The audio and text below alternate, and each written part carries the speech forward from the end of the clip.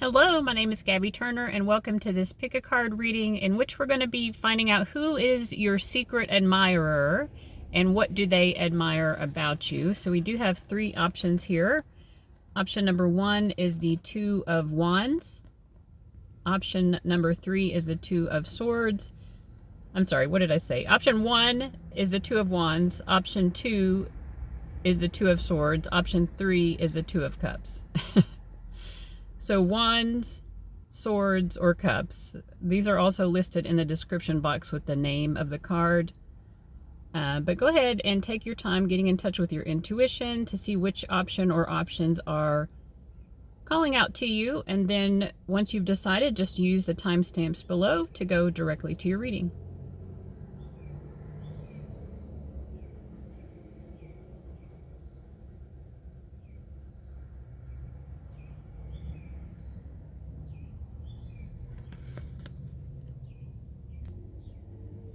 Okay, group one, you chose the Two of Wands. So let's go ahead and get into your reading and see who is your secret admirer and what do they admire about you. I do feel like this is a nice guy or a nice gal, someone who is known as being a nice person. Like most people would think of them as a nice person.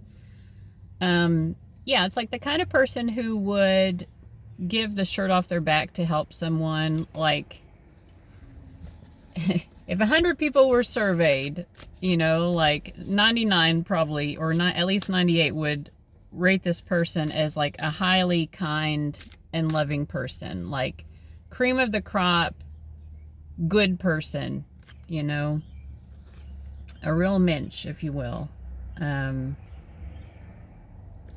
Yeah, I do feel like this person does have a little bit of a shadow, and their shadow expresses itself actually in the way that they kind of secretly do pay attention to you, because I feel like you're unaware of the degree to which this person is observing you. Like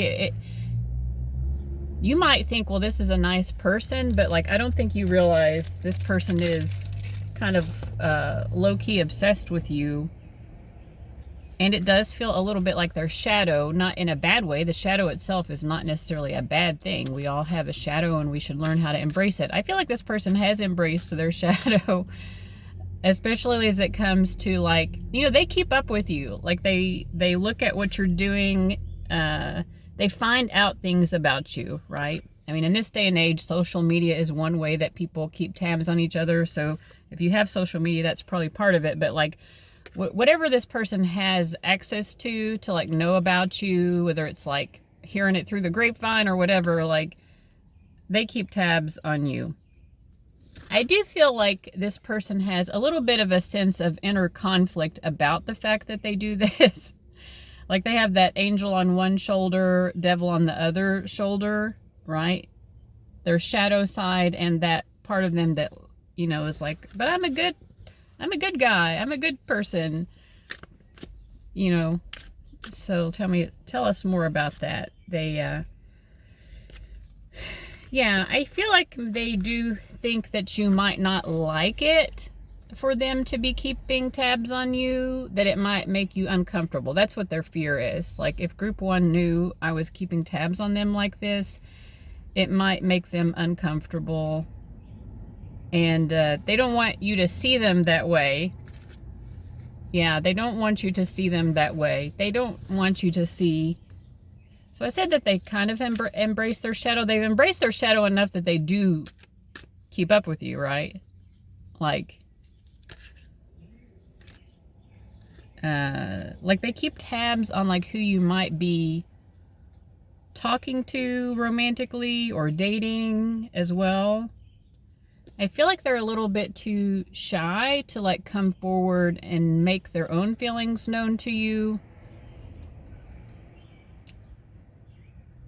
But yeah, I think that they just there are times too when they want to reach out to you based on things that they notice going on in your life, but then they're like, well, that would reveal, if I did that, then it would reveal that I'm kind of like being a creepy, you know, like they're peeping on you. They're paying attention to what's going on in your life. And I don't know.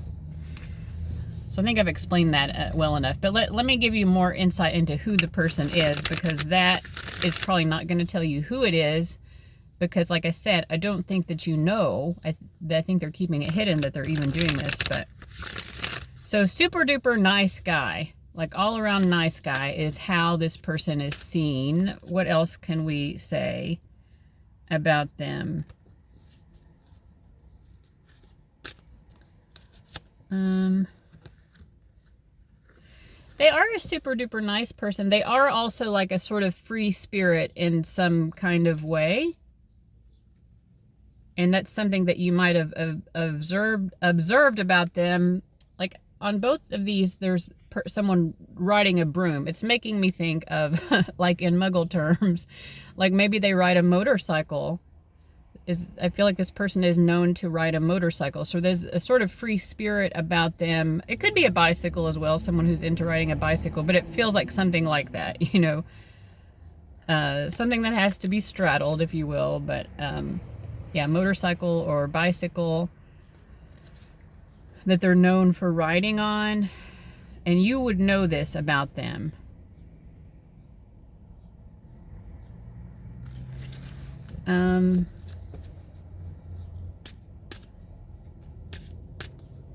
And that's where they're like, I don't know, that to them, that's an expression of that free spirit energy. Like if they like to go out biking, whether it's motorcycle or bicycle or whatever, like that gives them that sense of being a free spirit. I do also think that this person is in a public relationship, like a significant relationship. It may or may not be a marriage. I think you are happy for them. Like you do know of this person and you're happy for them to be happy, to be happily involved with someone. And they would kind of assume that you would be happy about that as well, because they see you also as a nice and loving person.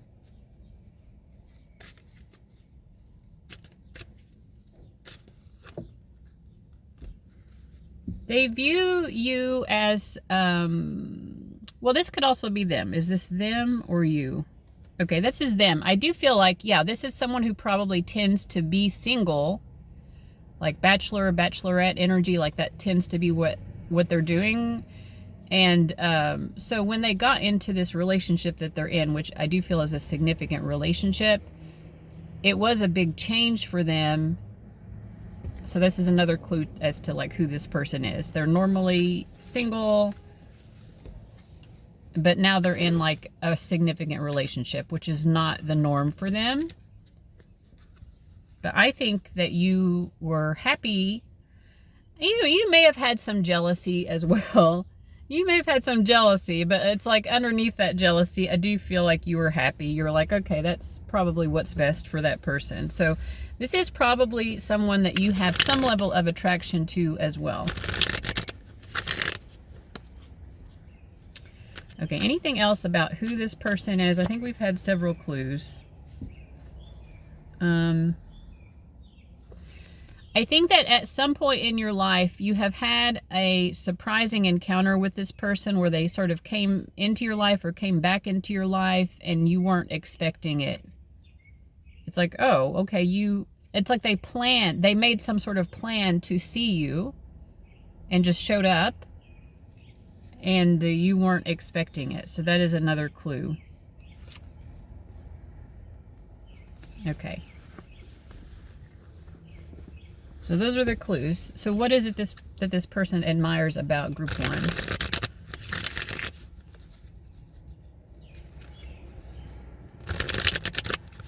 What do they admire? They think that you are a very persevering type of person. We have the Hanged Man and the 5 of Pentacles. Persevering, meaning long suffering. Like you can put up with a lot and just keep going, you know, like not giving up. You're the kind of person who does not give up. despite hardship. They see you this way, and they admire that about you.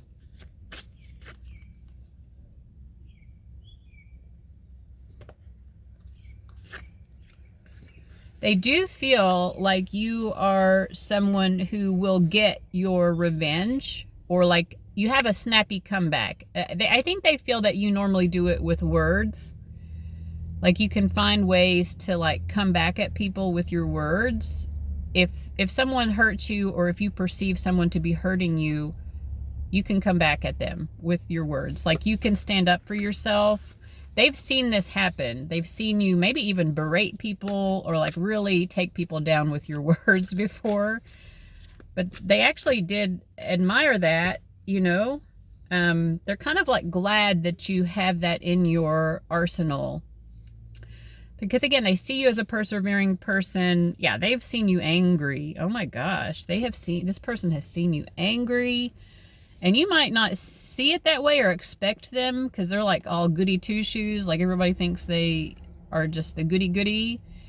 But like they really kind of admire, I would say that they view you maybe as having sacred rage. Like when someone triggers your anger in the way that they have witnessed, like they're like, yeah, that's really coming from somewhere almost like holy or spiritual in a way. So that might be something surprising to you, like they admire your ability to exhibit sacred rage. They also view you despite this, you know, like it's making me think of Jesus, you know. Maybe you got some Christ consciousness going on, but I feel, you know, like in the Bible, Jesus is described as having sacred rage. At one point, he flips these tables over in anger because he's so upset that people have taken God's temple and in his perception misused it. And so I think that this person, they view you very holistically as someone who is, yeah, you can lose your temper, but they also feel like you're a very good, maybe they even would think that you're a holy person or very spiritual. Yeah. I do feel like this person loves you very much.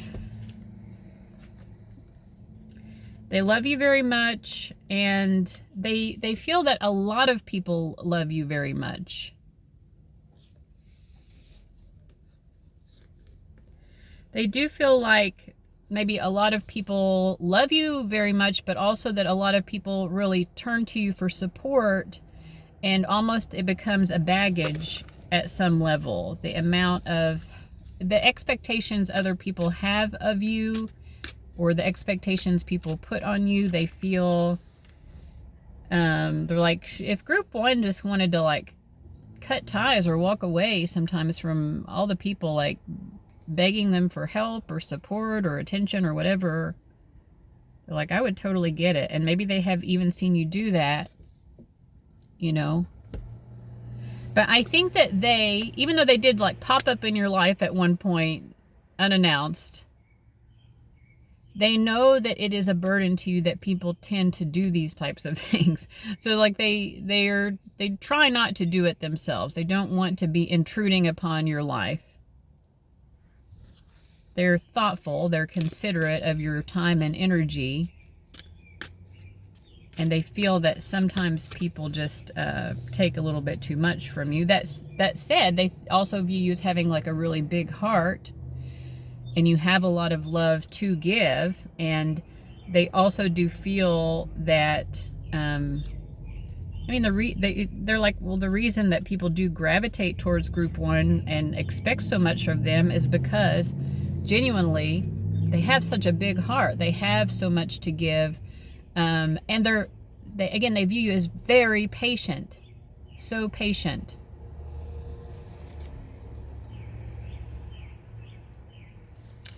I keep being reminded of like biblical things, but like Job in the Bible was also very patient. It was an expression of his love that he could patiently endure all of these trials that God put him through. I don't know. I mean, I feel like this person views you as patient in that sense, like long-suffering. You can put up with a lot of people's nonsense because you can see beyond the nonsense and still have love in your heart for people. But at the same time, like, you know, it drags you down sometimes. It wears you out.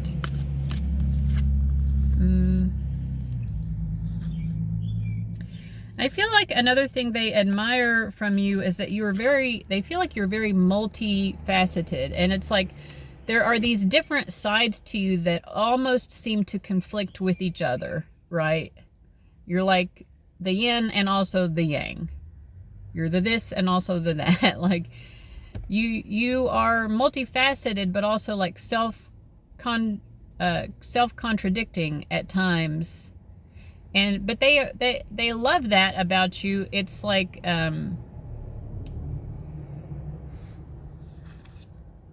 yeah, they love it about you that you are like this, because they're also like, okay, it seems that you're contradicting yourself, but really this is just a holistic expression of the multifaceted self that you are.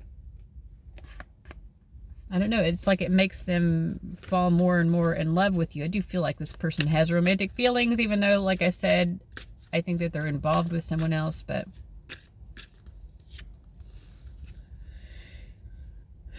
well, maybe for some of you, this is your partner. I don't know. If the person we described in the beginning, if you're in a relationship with them, then maybe so. But I think for most of you, that is not what it is. I feel like this person will always view you as a friend, like someone that they think of in friendly terms. And they're proud to know you. Yeah. They feel like they learn a lot from you. But what they learn from you the most is the patience you have with the people you love. That you're so patient with the people that you love. And they do feel like the people you love really put you through it sometimes. Okay, group one, anything else for group one about why this person admires them?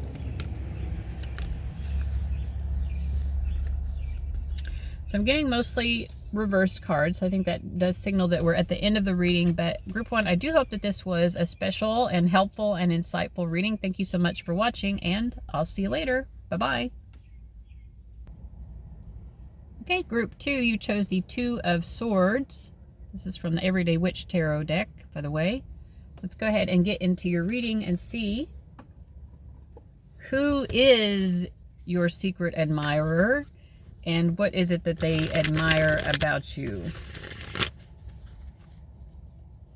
I do kind of feel like this is someone who gives. It's like the opposite of group one. This is someone who gives like bad boy energy. Like a lot of people find this person intimidating in a sort of menacing way. This is someone who seems sort of menacing. Oh yeah, okay. We've got the Emperor and then the Hanged Man.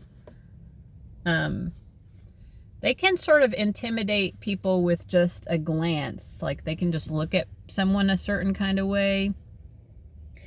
Interestingly enough, I don't think you see this person that way yourself. I don't think that you are intimidated by them, but you are aware that many people are intimidated by this person. You know that they have that sort of reputation about them.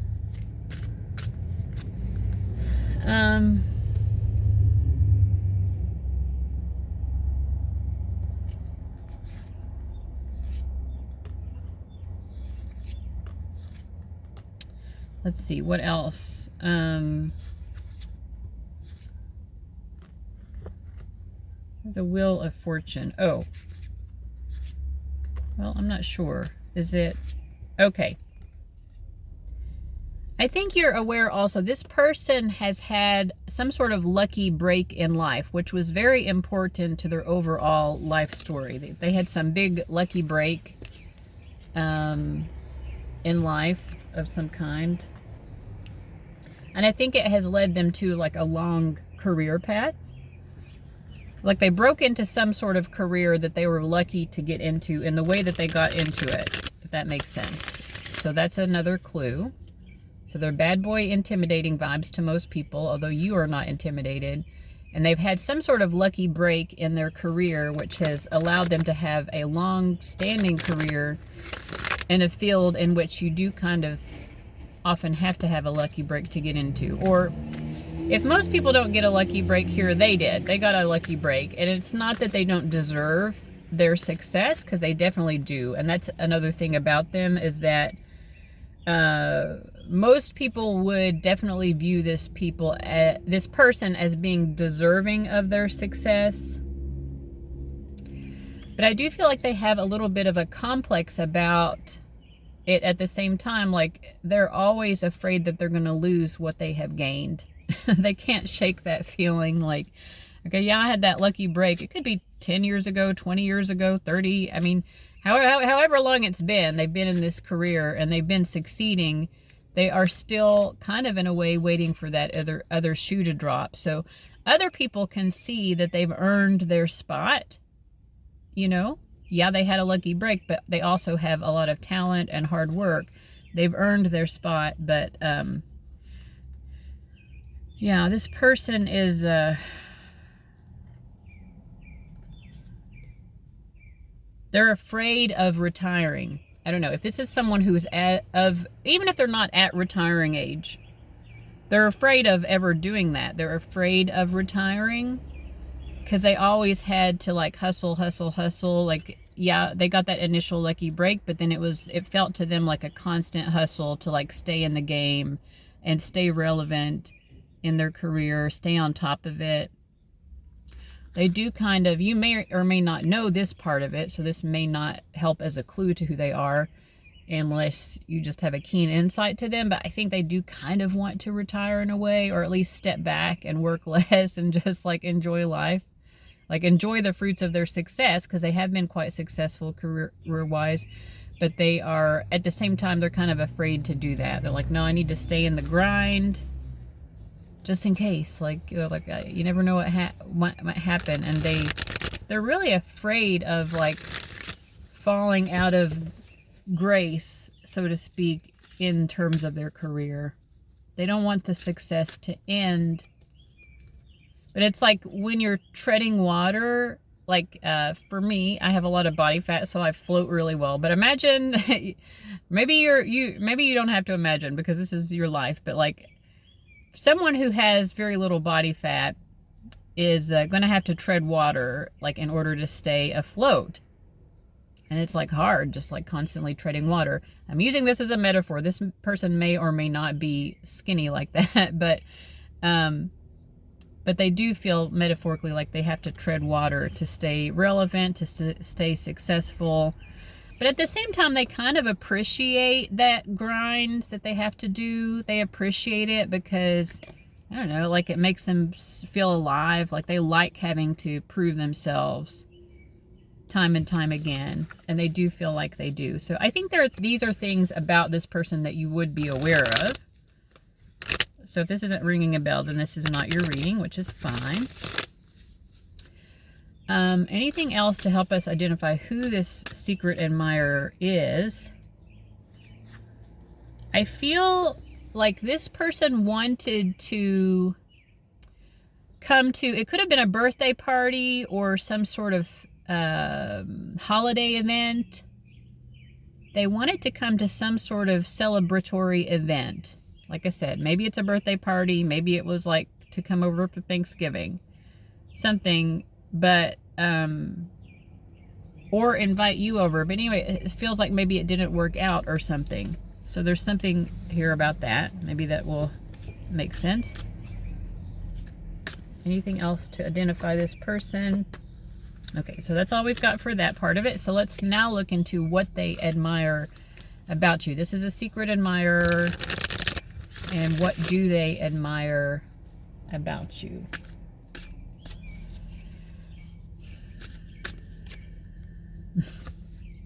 I mean, part of it is, well, we have the Knight of Cups. I mean, part of it is just that they feel feelings for you, and sometimes we can't, there are not always, I mean, emotions aren't like that. There are not always logical feelings for why we feel what we feel. This person just has feelings for you, right? So that's what we're starting off with. They got feelings for you.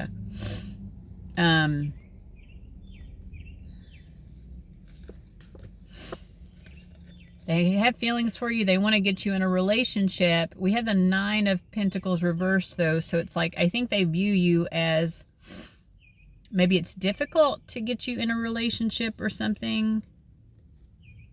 Nine of Pentacles reversed, Nine of Swords. I don't know. I feel like they view you maybe as sort of conflicted. Like, you're always talking like you want to be in a relationship, but at the same time, it seems like maybe you prefer to be alone or something.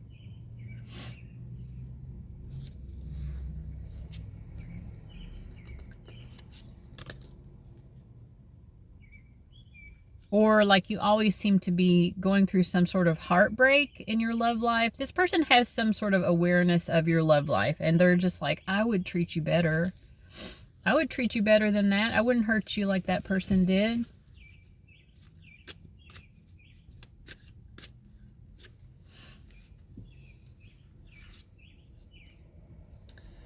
We have, so why do they admire you? We have the Queen of Wands and the Temperance card, which are both, can be Sagittarius energy. The Queen of Wands can be any fire sign, but it doesn't mean you have to be a Sagittarius, but I'm getting, you know, there are Sagittarian qualities that they see you as having. One of those Sagittarian qualities is, we have the Devil here, is maybe overindulgence in some way. Like this could be in food or drink, or even in like the number of boyfriends that you have, you know what I mean? Or girlfriends, like the number, you know, overindulgence romantically. So in some way, and maybe in multiple ways, they actually admire the fact that you are someone who overindulges. You binge on life, you know, it's Jupiter energy, like larger than life. Like they also feel like you are a free spirit, someone who might just get up and like take a vacation or decide to move, or you know, you go where the wind blows you type of energy.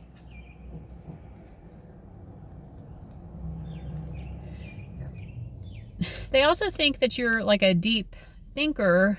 With this Hanged Man, that's usually what Hanged Man gives me in terms of a personality trait. A deep thinker. We have the Hanged Man and the World card.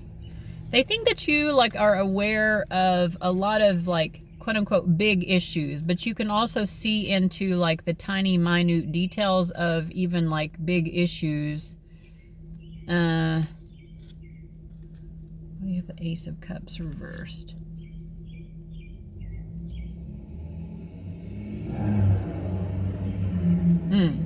Okay, so I feel like they think that you can see like the flip side of things in a way. You have the ability of seeing from other people's perspective. That's what I get here. Even people that you may not share that way of living, or you may not share that person's perspective, right? Which I think is what the Ace of Cups in reverse is saying.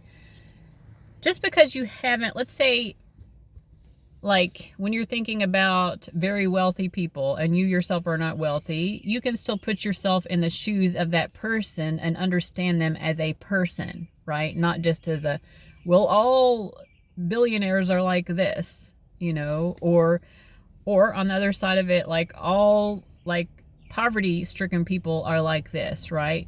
Just because someone comes from a certain walk of life does not keep you from being able to see that person in a more holistic, well-rounded way. So they do feel like you're very good at trying to understand and successfully understanding other people, even if it's people who are quite different from yourself in some way.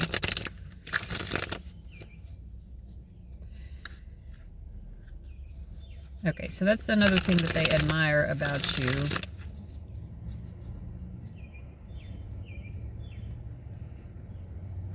I think they also feel you know, like with this sort of free-spirited, like they do feel like you place freedom at a premium over other things. Like even when it comes to like what you do for money, like maybe you would rather be a starving artist or whatever, instead of doing the thing that would bring you definite money or definitely help you to climb the ladder. You know, for example, even if you were in like a well-paying job and you like didn't agree with the company or didn't agree with your boss, you prioritize the freedom of like expressing your true feelings over like that financial security or that career security. So they think you're authentic, I would say. They think that you're authentic. They definitely feel like you speak your mind. They do feel also you could be a little bit of a smartass sometimes, but these are all things that they admire about you. I think this person would also like, given the opportunity, they might poke fun at you as well.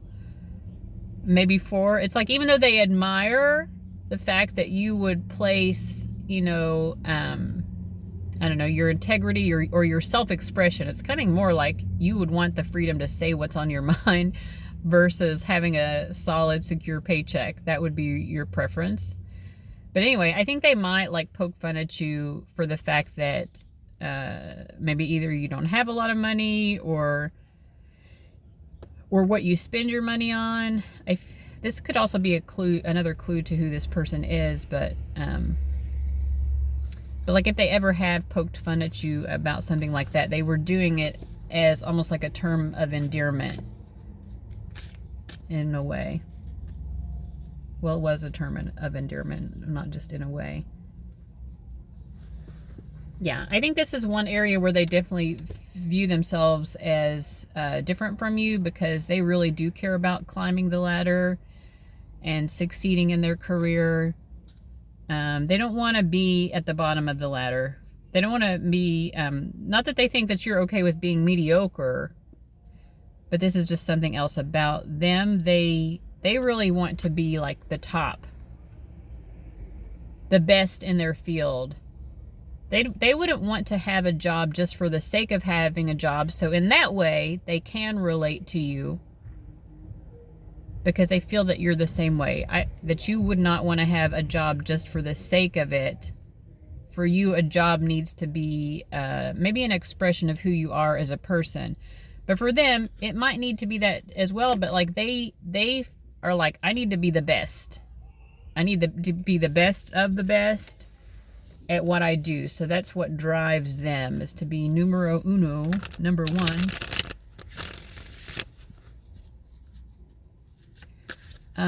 Okay, what does this person admire about you? Keep getting the Hanged Man. Like they, well, I feel the fact that you are always on their mind is one of the things they admire. It's one of the reasons why they know that they're attracted to you, because you are always on this person's mind.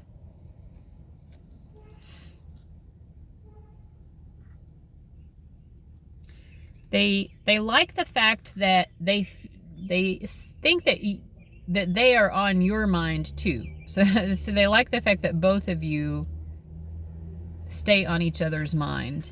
That you both are thinking about each other, trying to figure each other out. They get the sense that that is happening.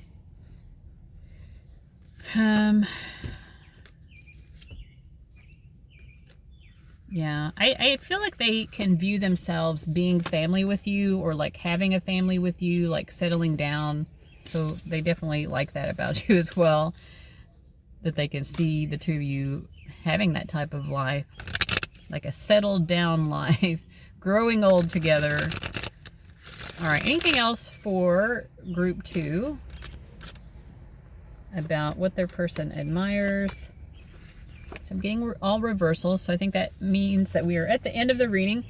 Group 2, I hope that that was helpful, insightful, all of those good things. Thank you so much for watching, and I'll see you later. Bye-bye. Okay, group 3, you chose the 2 of Cups. Let's go ahead and figure out I'm going to just shuffle this back into the deck. Let's go ahead and figure out who this person is, the secret admirer of yours, and what they admire about you. I feel pretty strongly that this is someone that you have had a relationship with. It may have been a relationship that kind of got stuck or something with this Hanged Man card.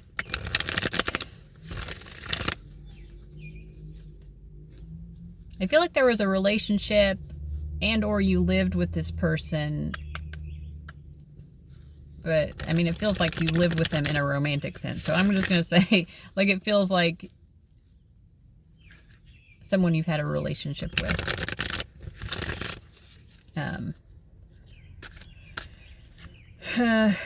Okay. I do feel like this is someone who is tall. So I'm getting physical features here, which I have not gotten for the other ones. But,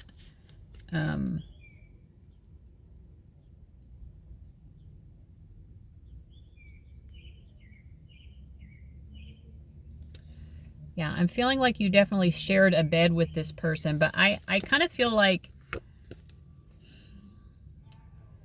I don't know, like, I don't think that, so this Three of Swords reverse with the bed, it's giving like bed death. It's like, I don't feel like your sexual relationship was very good when you were together for at least some period of time. It feels,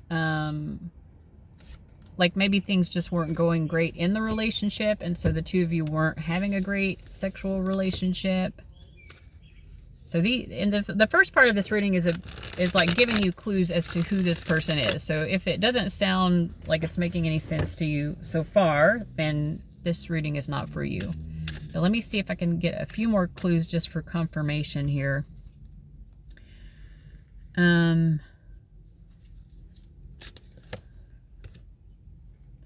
I do feel like this person kind of hides their feelings for you, but I also feel like you do have an awareness of it in a sense. Like you kind of get the hint or the idea that they do have feelings for you still, even though they're not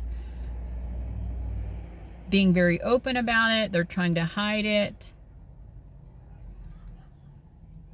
So I feel like sometimes you're not sure either, but you lean towards, okay, they probably do still have feelings for me. I think you've seen maybe subtle hints, but it would be subtle because they're not trying to make it obvious that they're still interested in you.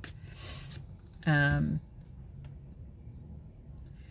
feel like they do feel like you are the best they ever had, and also like you're the best potential they ever had to actually find happiness with someone.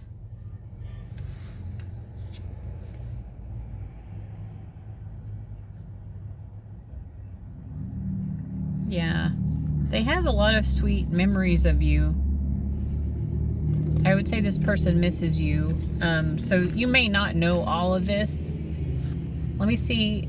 We might be getting into the second part of the reading. Is there anything more about like clues as to who this person is, or confirmation if the person watching already knows?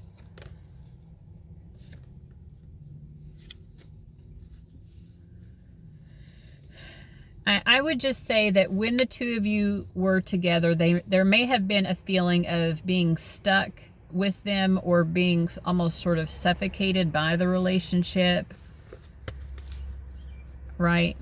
It's not that you didn't care about them as well. You were willing to enter into a relationship with them, and I think that you were hoping for the best. You were expecting the best, but there was just a feeling of, okay, now we're sort of stuck, and this just doesn't feel like it's making sense, or it's not working. Anyway, this person is your secret admirer, and that they are purposely keeping it secret. They don't want you to know how much they're still into you. So what do they admire about you? I mean, they have, I mean, we picked up on the fact that there might have been like a bed death. Bed death is just like a phrase for like the sex life is not doing so great in a couple's life, but this person lusts after you. So that's the first thing. They think that you are hot. And I think also like they never told you that, or like openly expressed it. Like they could have told you that, you know, like when you were together. Like, you are so hot. You know what I mean? I feel like they didn't say it. But this person is very lustful for you. Like, they think you are very, very hot. You turn them on. Yeah, like if they had the opportunity, they would pounce on you now.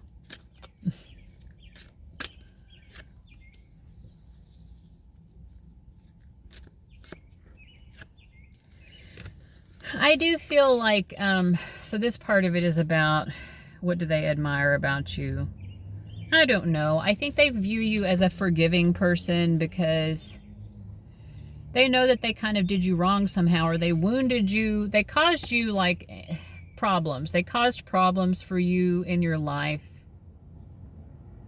And that may be why the relationship ended. Maybe it was because you had to put up boundaries, but I don't know. They like the fact that they do feel, even though they see you as sort of maintaining boundaries with them, they feel a sort of forgiving nature coming from you. So they admire that and they appreciate it. They're grateful for that. I think, you know, they do feel like they are a little bit of a turd to you and that maybe they don't totally deserve it. I think that they also feel like they're wondering if there is still potential. They're like, okay, just because it didn't work out before doesn't mean that there couldn't be potential down the line. So I don't know, in terms of like what they admire, they know that they're interested in you because they would definitely be willing to get back together with you. Yeah, they would definitely be interested in a fresh start.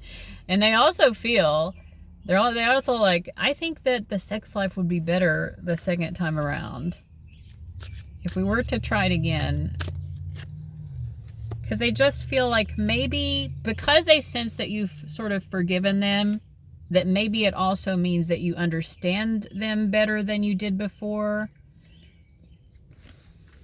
So I guess they do feel like there was a lack of the two of you understanding each other before, and maybe that's been healed in a sense. They definitely still have feelings for you. I do feel like even though they try to hide it, I think they find some sort of way of getting those feelings out. So if it's someone who makes music or writes poems or something like that, they could also just be talking to other people about it, but just not you. I think they're talking it out or getting it out somehow, like not to you, but they are expressing it either to other people or through art or something like that, if it's someone who makes art. I mean, I just say that because on this Page of Cups, obviously this person is an artist, but man, this Hanged Man has come out so many times in this deck. What does this mean about what they admire about you?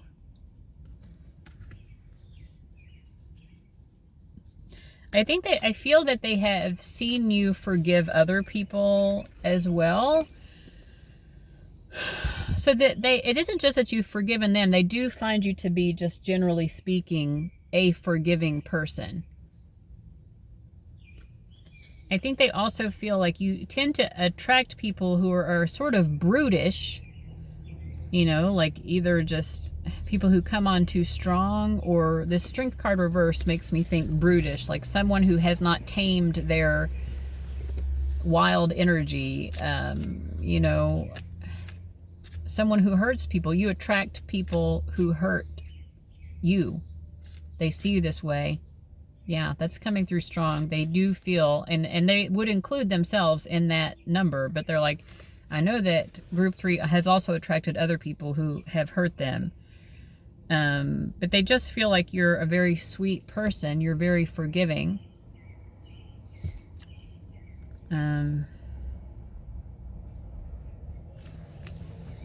Let's see what else.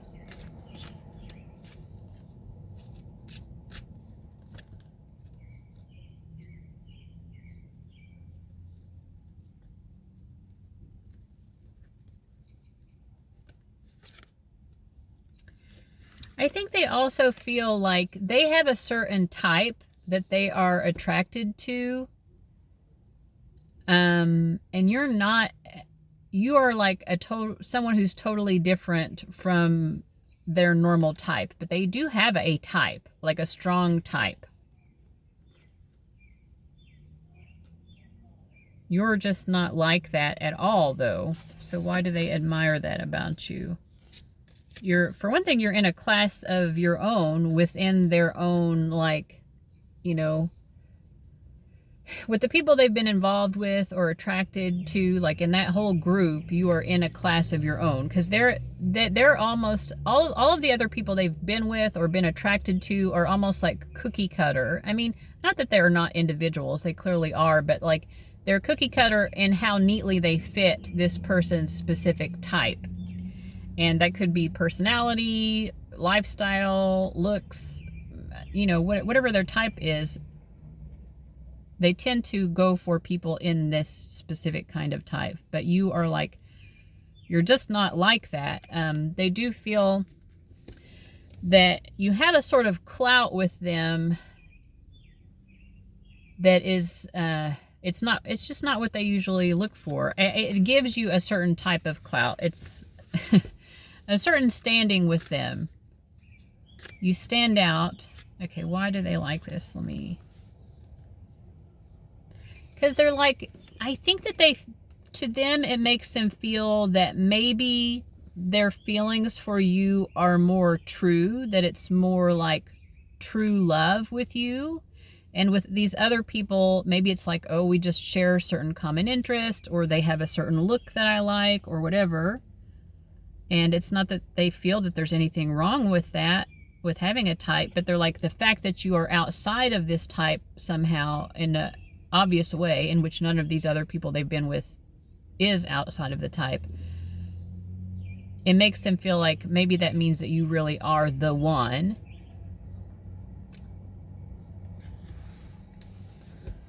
Because it's not like you're just checking off these qualities that they always look for. It's something more. It's something that stems more. It's something that's more genuine or like distinct about you as an individual. Yeah, I mean, I would say that they just view it as more likely to be true love, and that the other ones are more about, well, I'm attracted to them because they're my type. With you, it feels more like a true love.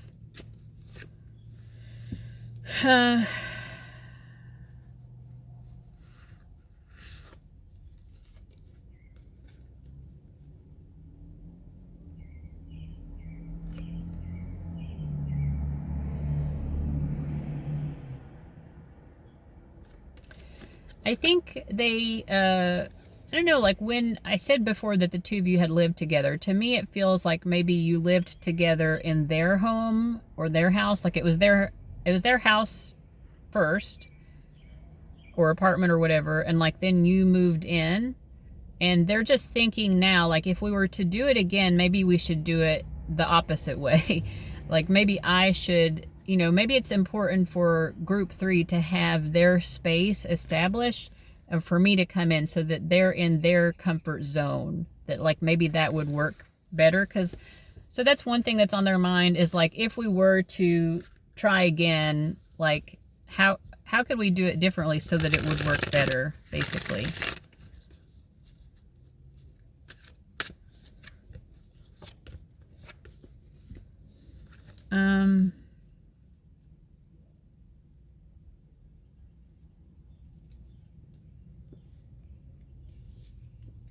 I just think that they also feel that you probably would not give them another chance at a relationship.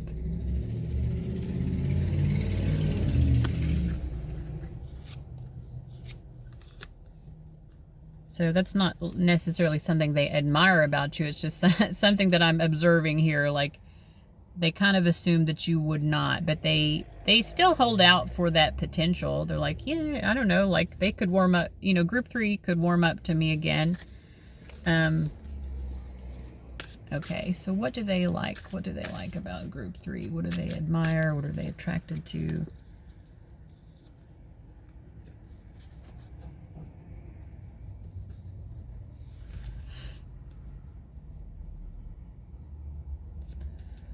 I'm not gonna lie, they do kind of view you a little bit as a conquest in a sense. We have the Four of Pentacles and the King of Wands reversed, like they, as a trophy, sort of.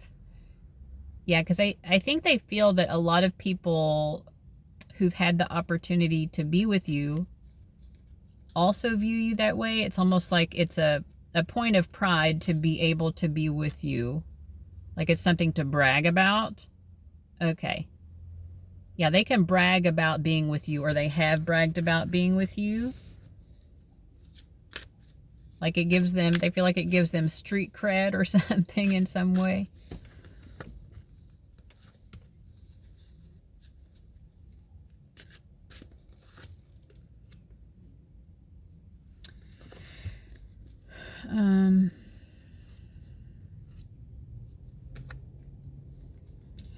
Another thing, I mean, these things are not necessarily making this person look great, but I think another thing that they liked about you is that despite the fact that I feel like the two of you did live together, they felt like you didn't put a lot of pressure on them to like meet their family.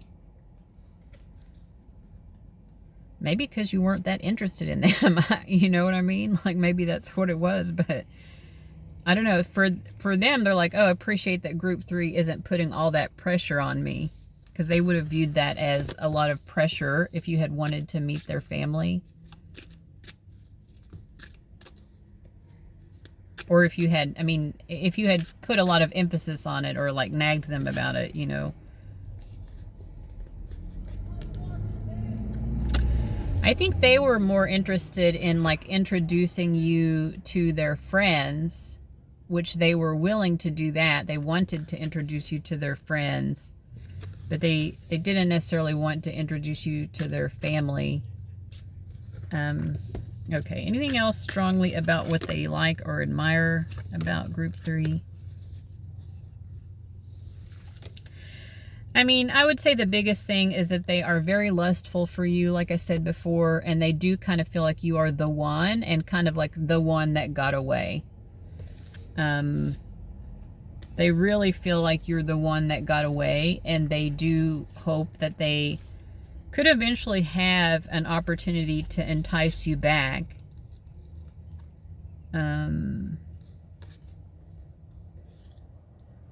They do feel almost like they would have to manipulate you back or something, because I think they feel like you might not really want to be with them again. Yeah, because we have the Devil card and the Three of Swords. Like, you know, they do feel that you have forgiven them, but forgiveness is not the same as, like, I want to go through all of this again with you. So, anyway, that's what I'm getting for you, Group 3. I hope it was helpful. Thank you so much for watching, and I'll see you later. Bye-bye.